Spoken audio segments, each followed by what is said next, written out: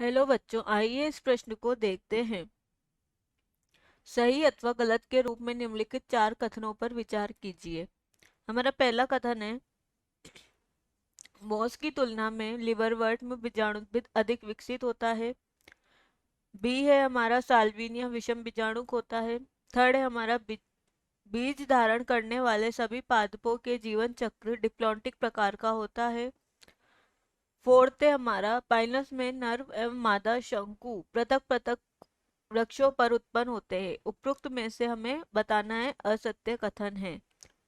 हमारे विकल्प हैं, ए है हमारा पहला और तीसरा, विकल्प बी है हमारा पहला और चौथा, विकल्प सी है हमारा दूसरा और तीसरा, विकल्प डी है हमारा पहला और दूसरा। आइए इस प्रश्न की मुख्य अवधारणा देखते हैं।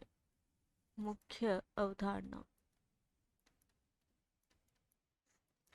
इस प्रश्न में हमें बताना है असत्य कथन कौन सा है। आइए इस प्रश्न का हल देखते हैं। पहला दे रखा है हमारा, मॉस की तुलना में लिवरवर्ट में बीजाणुद्भिद जो होता है वह अधिक विकसित होता है, जो कि क्या है, यह गलत है। मॉस क्या होते हैं, लिवरवर्ट की अपेक्षा जो मॉस में लिवर्टवर्ट लिवर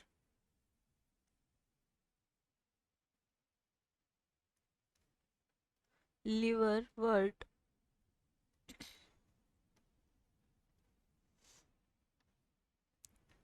लिवरवर्ट में मॉस की तुलना में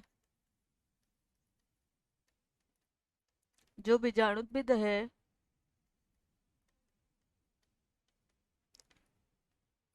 वह होता है अधिक विकसित।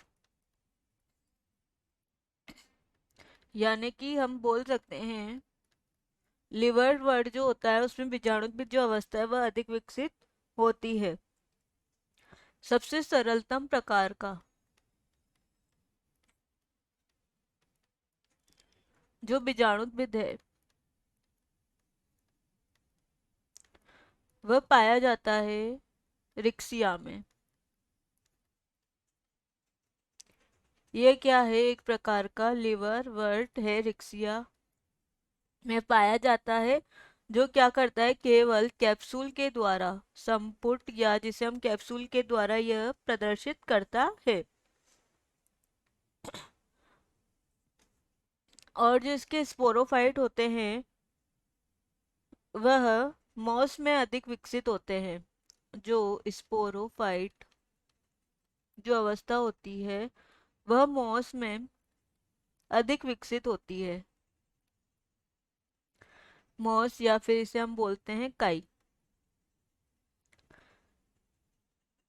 जटिलतम जो जटिलतम बीजाणुद्भिद अवस्था है वह पाई जाती है हमारे फ्यूनेरिया में, जो कि एक प्रकार का मॉस है। इसमें जो फ्यूनेरिया में क्या होता है, फ्यूनेरिया में जो इंटरकेलरी मेरिस्टेम होता है, यानी कि हम इसे लिख सकते हैं अंतर वेशी विभज्योतक, यानी कि इंटरकेलरी मेरिस्टेम जो होता है की उपस्थिति के कारण जो एंथेसिरोस है, एंथेसिरोस ये है हमारा एक हॉर्नवर्ट।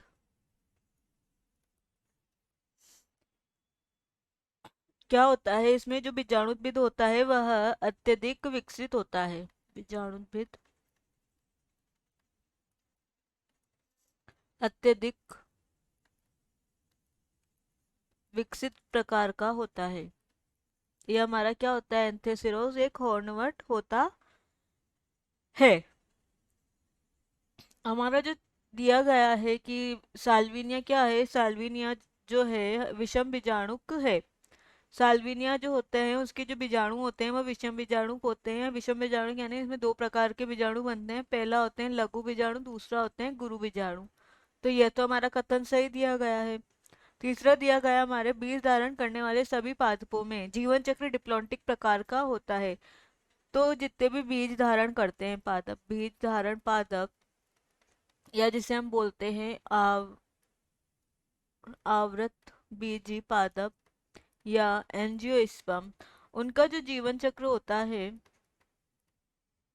वो डिप्लॉन्टिक यानी कि द्विगुणित प्रकार का होता है, जिसे हम 2n से प्रदर्शित करते हैं। और इसका जो चौथा दे रखा है हमारा, पाइनस में नर एवं मादा शंकु पृथक पृथक वृक्षों पर उत्पन्न होते हैं। जो पाइनस है, पाइनस होता है हमारा अनावृत बीजी पादप यानी कि जिम्नोस्पर्म। यह जो पादप है यह एक उभय लिंगाश्रयी पादप है। उभय लिंगाश्रयी पादप है। जो हमारा मौस का पादप है वह जो है उभय लिंगाश्रयी, यानी कि इसमें नर और मादा शंकु एक ही पौधे पर पाए जाते हैं। एक ही पौधे पर क्या पाए जाते हैं? नर व मादा शंकु। यानी कि क्या होता है, जो इसमें जनन होता है वह एक ही पौधे पर होता है, यानी कि पृथक पृथक शाखाओं पर। एक ही पौधे की क्या होते हैं? पृथक पृथक शाखाओं पर। एक ही पौधे पर तो उपस्थित होते हैं लेकिन उसकी जो शाखाएं होती है अलग अलग होती है, यानी कि हम बोल सकते हैं एक ही पौधे की पृथक पृथक शाखाओं पर यह उपस्थित होते हैं। अतः हमारा जो विकल्प है, विकल्प बी, पहला और चौथा कथन हमारा यहाँ गलत है। आशा है कि आप इसे अच्छी तरह समझ गए होंगे। धन्यवाद।